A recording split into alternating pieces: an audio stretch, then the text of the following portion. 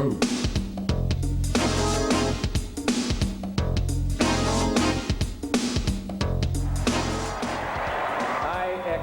your nomination for president. I accept your nomination for the presidency of the United States.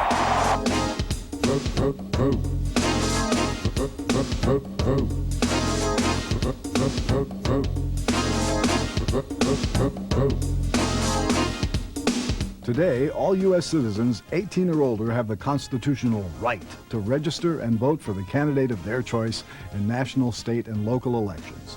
But this hasn't always been the case. Historically, people have created all sorts of roadblocks and reasons for why some of us shouldn't be allowed to vote. Reasons like... You're a woman. You're an immigrant. You have to live here 21 years before you can register. You're a Negro. You're an Indian. If you can't recite the Constitution perfectly, then you can't register. After the signing of the Declaration of Independence in 1776, each of the new states wrote constitutions in which they limited the right to vote to white males who owned property. In a few cases, religion might be a condition for voting, but the real emphasis was on wealth and the ownership of property. In South Carolina, for example, you need $10,000 in currency to be governor, $2,000 to be senator. To be elected to the House of Representatives, you must believe in God and the existence of heaven and hell. But the idea of property-based voting is hotly debated. The right of voting for a representative is the primary right by which others are protected. To take away this right is to reduce a man to a state of slavery. For slavery consists in being subject to the will of another. And he that does not have a right to vote in the election of a representative is a slave. Depend on it, sir. It is dangerous to open so fruitful a source of controversy and altercation as would be opened by attempting to alter the qualifications of voting. There will be no end to it. Women will demand a vote. Lads from 12 to 21 will think their rights not enough attended to. And every man who has not a farthing will demand an equal voice with any other in all acts of state. But in the early years of the country, property-based suffrage does allow some blacks and women to vote, though this right is later taken away.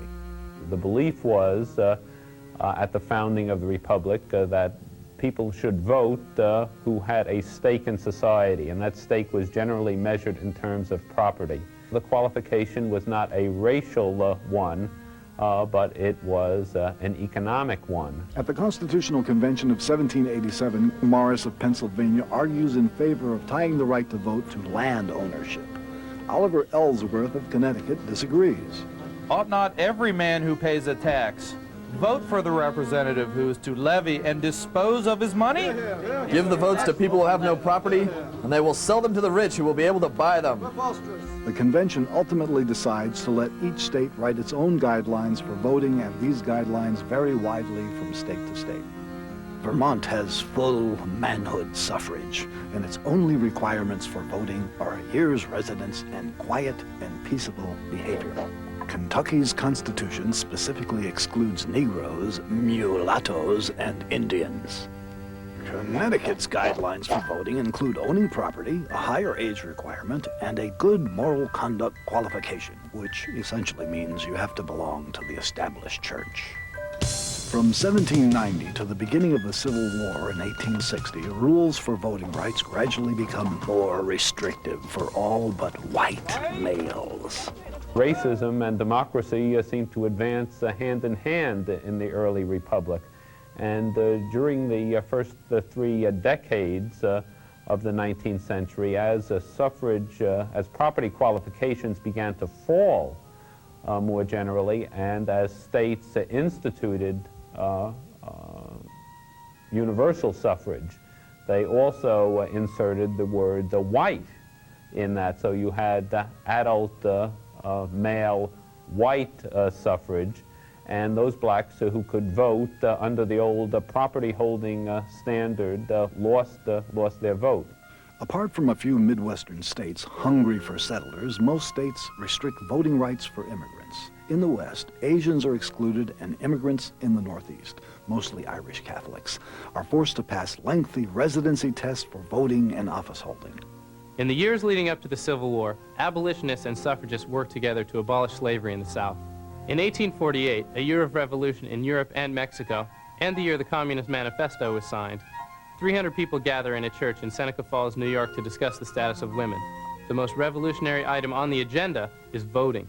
In that year, a woman named Elizabeth Cady Stanton and her mentor, a woman named Lucretia Mott, who was a Quaker and an anti-slavery activist, organized a small meeting in Seneca Falls, New York, and this convention was different than others in that it concentrated entirely on women's rights. And the most controversial demand was the demand for the right to vote, which most of the rather radical attendees were wary of signing on to.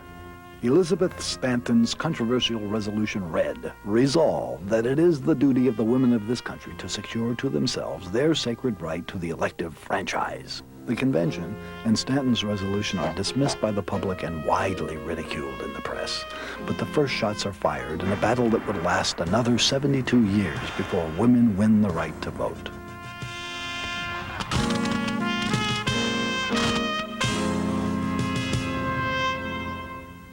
With the Civil War over, the country's attention focuses on bringing American blacks into mainstream life. At this time, blacks cannot vote in the South or in most of the North. Ironically, only 6 northern states at this time permit blacks to vote.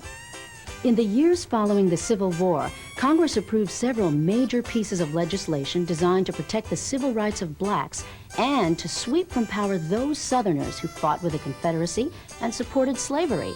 Republicans who control Congress hope that giving blacks the vote will attract them to the Republican Party and assure their majority in Congress. The ballot is also seen as a weapon to protect blacks against violence and intimidation. In January of 1866, Congress passes a civil rights bill which, for the first time, defines citizenship and prohibits discrimination based on race. President Andrew Johnson vetoes the bill. Federal protection of black civil rights and the broad conception of national power behind it constitutes a stride toward centralization and the concentration of all legislative power in the national government. The distinction of race and color is, by the bill, made to operate in favor of the colored and against the white race. Congress overrides the president's veto and enacts the Civil Rights Bill into law. Former slaves quickly take advantage of their newly gained rights. As word filters down about what the Congress has done as far as the new Reconstruction Acts, they've organized meetings, they're petitioning, they're having conventions, they're choosing leaders. Violence against blacks in the South continues. Race riots in Memphis and New Orleans leave blacks dead in the streets. The radical Republican Congress responds by passing the 14th Amendment to the Constitution to further strengthen Negro rights. The amendment says all persons born or naturalized in the United States and subject to the jurisdiction thereof are citizens of the United States and of the state wherein they reside. Once they do get the vote, they vote in incredible numbers. In short, the suffrage is viewed as something extraordinarily important. It's a means to many ends for black people. They identified it as part and parcel of freedom, and they take advantage of it as soon as they can. The Congress goes even further. It begins to work on the 15th Amendment that says a citizen's right to vote cannot be abridged by the United States or by any state on account of race, color, or previous condition of servitude. This radical new amendment is met with resistance in the South as well as opposition from some Northern conservatives. I do not believe that the Negro race and white race can mingle in the exercise of political power and bring good results to society. We are different. The difference is morally and intellectually, and I do not believe that we can mingle successfully in the management of government. Sir, it is impossible in the very nature of things that such a large portion of citizens of the United States as the black portion now are can for any considerable length of time remain in our midst without enjoying the right of suffrage. As soon as blacks can vote, they run for office and are successful in being elected. This lithograph shows members of the 41st and 42nd Congress.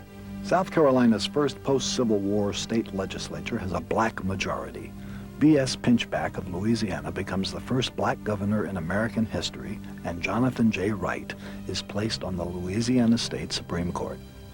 But the period in which blacks can vote with relative security is short. Ku Klux Klan violence escalates. Lynchings and other forms of intimidation are used to discourage blacks from voting.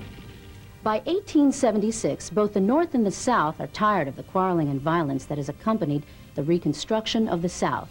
So the Republicans and Democrats strike a compromise. Republicans maintain control of the White House, and in return, Southern Democrats are assured that federal forces will be withdrawn from the South.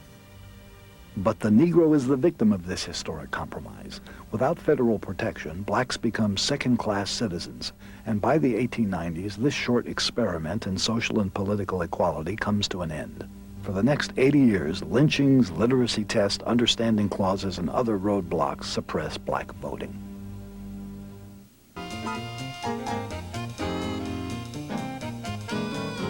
But what about women? Yeah. How did black men get the vote and not women? The Republican Party that was in control of the government could see that black men in the South would vote Republican and would help control the ex-Confederates, but women around the country, white women in particular, had no such partisan advantage. So they allowed themselves, the Republican leaders allowed themselves to be sort of pushed into the position of supporting black suffrage, but they would not in any way support women's suffrage. And women suffragists who had started out with both of these goals of the abolition of slavery and the enfranchisement of freed men and women and the enfranchisement of white women found themselves having to, in the horrible position of having to choose between these two goals. What is Susan B. Anthony's response to waiting for suffrage until black men are enfranchised? I will cut off this right arm before I will ever work for or demand the ballot for the Negro and not the woman. Much to the horror of Anthony and other suffragists, the 14th Amendment inserts the word male into the Constitution for the first time. The second clause protects the rights of any of the male inhabitants of such state. But Anthony and other suffragists decide on a broader interpretation of the 14th and 15th Amendments. They decide that because the 14th Amendment defines any persons born or naturalized in the U.S. as citizens, that they are citizens and therefore constitutionally entitled to the right to vote. So she voted, and she was completely thrilled. She wrote a letter to Elizabeth Stanton and said, "I've done it, I've gone and voted, it feels great, you should go do it." And she was elated. And 2 or 3 weeks later, there's a knock on the door at the U.S. Federal Marshal, who announces that she's in violation of federal legislation that had been passed to control and prohibit the votes of Confederates, that is to say, traitors. Mary Ann Chad Carey's a good example of that in Washington, D.C. The interesting thing is Carey was able to register. They allowed her to register to vote, but when she went to vote, they wouldn't take her ballot. From the early 70s on, you can repeatedly find examples of women, and I've discovered not only in this country but around the world, who engage in this, what you'd have to call direct action voting.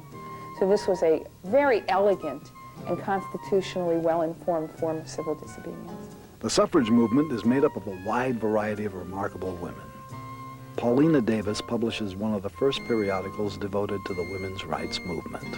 Mary Livermore averages 150 lectures annually on women's suffrage for 23 years. Belva Ann Lockwood is nominated for President of the United States in 1884 by the National Equal Rights Party. Get down, Belva. Abigail Scott Duniway leads the suffrage struggle in the Pacific Northwest and is the first Oregon woman to register to vote. Ida B. Wells from Chicago is one of my favorite people, period. Okay? And one of the reasons that I admired her suffrage activities is that she had young children, a young baby at the time. And she would pack that baby up and go to political meetings, and the women would be notified ahead of time, and they'd find a babysitter to watch her baby while she would go and talk to the women and encourage them to vote. And I think that that's very significant for the early 20th century, where getting around with a young child was a lot more difficult than it is today. The suffragists travel from state to state to persuade male legislators to give women the vote. They lobbied Teddy Roosevelt at his Sagamore Hill home. Harriet Stanton Blatch appears on Wall Street and presents her case to hundreds. Alice Paul and her supporters picket the U.S. Capitol and the White House. They also burn the words of President Woodrow Wilson, who doesn't support them until 1919. 20 million women are denied the right to vote, and you, President Wilson, are the chief opponent of their enfranchisement. They are arrested and jailed in large numbers. But the most successful form of public demonstrations is the suffrage parades that take place in New York City, Chicago, Washington, D.C., and other cities. At first, women ride in cars because walking alone might give the appearance they are streetwalkers or women of low moral standards. By 1912, thousands march in New York City. Many wear white and carry bright-colored banners identifying their hometowns and sometimes their professions. In 1912, the New York Times reports that 10,000 men and women march for suffrage. They also run an editorial arguing against votes for women. The movement must be quelled, if it is to be quelled at all, by the men. They must make it plain to women that they intend to retain possession of the government. For the next 7 years, women work hard for a constitutional amendment. In 1920, the 19th Amendment of the Constitution is ratified. Denial of the right to vote in any election on the grounds of sex is prohibited. So blacks get the vote. And women get the vote. What about Native Americans? Good question. In 1924, an act of Congress makes U.S. citizens of all Native Americans, but they're not allowed to vote in New Mexico and Arizona because of a provision which does not require Indians to pay taxes on trust status lands. In 1947, Miguel Trujillo, a Native American ex-Marine sergeant and schoolteacher, tries to register to vote in New Mexico. He is refused because he is an Indian. Trujillo sues the state, and a panel of federal judges decides that since Indians do pay most other taxes, New Mexico's rules amount to taxation without representation. After 36 years of statehood, New Mexico is forced to grant its Native American citizens the right to vote in state and local elections. In the 1950s, most U.S. citizens over 21 have the constitutional right to vote, but many of the southern states have such restrictive rules to register that blacks are in reality disenfranchised. In response, the Eisenhower administration begins work on the Civil Rights Act of 1957. In the spring of 1957, a young Reverend Martin Luther King Jr. speaks at a civil rights rally in Washington, D.C. Give us the ballot, he says, and we would transform the misdeeds of bloodthirsty mobs into the calculated good deeds of ordinary citizens. Give us the ballot, and we would fill our legislative halls with men of goodwill. Give us the ballot, and we will place judges on the benches of the South who will do justly and love mercy. So when the Eisenhower administration came in, President Eisenhower pledged himself to remove discrimination based on color in all areas where the federal government was responsible. And of course the most important one was the question of voting rights. There had been attempts made all through the years to remedy the situation and allow blacks to vote without fear. But they were always killed off in the Congress by filibuster in the Senate. They have the unlimited voting, unlimited speaking rule there, so they would just talk it to death. Civil rights supporters prevail, and Congress passes the first Civil Rights Act since Reconstruction, giving increased federal protection to black voters. But it isn't enough. Black demands for equal treatment multiply, and violence against blacks escalates. Blacks are arrested for demonstrating, and police use fire hoses and police dogs to break up marches. In 1963, thousands marched to the nation's capital demanding equal rights. The tension comes to a head in Selma, Alabama on Sunday, March 7, 1965. John Lewis, now a U.S. congressman, helps lead nearly 600 people on a march to highlight their demands to register and vote. They march across the Edmund Pettus Bridge and into a line of Alabama state troopers. But they came toward us in a rush, great rush, tramping us, beating us with nightsticks and bullwhip, and tramping us with horses. And then they released the tear gas. Several of us were hurt. To this day, I don't know how I made it back across the bridge, across the Alabama River, through downtown Selma, back to Brown Chapel AME Church. But I do recall being back at the church, and someone asked me, did I want to say something? And I stood up and said something to the effect, I don't understand how President Johnson can send troops to Vietnam and cannot send troops to Selma, Alabama to protect people who only desires to register to vote. A week later, President Lyndon Johnson, a Southern Democrat, sends a voting rights bill to Congress. He delivers a speech to a joint session of Congress that is broadcast on national television. Many of the issues of civil rights are very complex and most difficult. But about this, there can and should be no argument. Every American citizen must have an equal right to vote. Congress passes the Voting Rights Act of 1965, which abolishes literacy tests as a requirement for voting and enforces rights previously denied by local officials. Black civil rights leaders, once beaten and jailed in the South, now join President Johnson as he signs these protections into law. The 60s in the United States is a time of rapid change. The Beatles revolutionize music and take America by storm. Mini skirts, hippies, Hendrix, Haight-Ashbury, and body paint are all in. The decade begins with the election of the youngest president in history. Let the word go forth from this time and place to friend and foe alike that the torch has been passed to a new generation of Americans. The election of John Kennedy creates a new activism and a renewed sense of interest in politics among young people. The nonviolent activism of Martin Luther King Jr. attracts them to marches and voter registration drives in the South. The 1968 presidential campaigns of Robert Kennedy, Eugene McCarthy, and Richard Nixon bring thousands of college students into presidential politics. But nothing fans the flames of activism more than Vietnam. 18-year-old men are being drafted to fight in Southeast Asia. America is divided. The evening news is filled with pictures of students marching, seizing school buildings, being arrested, and tear-gassed. I think one of the things that produced that movement that created the 18-year-old voting right was the war in Vietnam. We had hundreds of thousands of young people fighting in Vietnam. At one point, our armies over there were in excess of 500,000 people. And I heard the argument frequently made that if young people are old enough to fight and die for their country, they're old enough to vote. Congress introduces legislation to lower the voting age to 18. Former U.S. Senator Birch Bayh chaired the Senate subcommittee that drafted legislation lowering the voting age. I mean, when someone is 18 in this day and age, they begin to accept the responsibilities of citizenship. Many people have full-time jobs when they reach age 18. They're paying taxes. They begin to raise families. And they begin to be affected more directly and personally by what their government does. All the more reason for them to have a right to vote. Lowering the voting age for federal elections in 1970 adds roughly 11 million eligible voters between the ages of 18 and 21. President Nixon signs the measure into law, but does not feel Congress has the constitutional authority to lower the voting age on its own.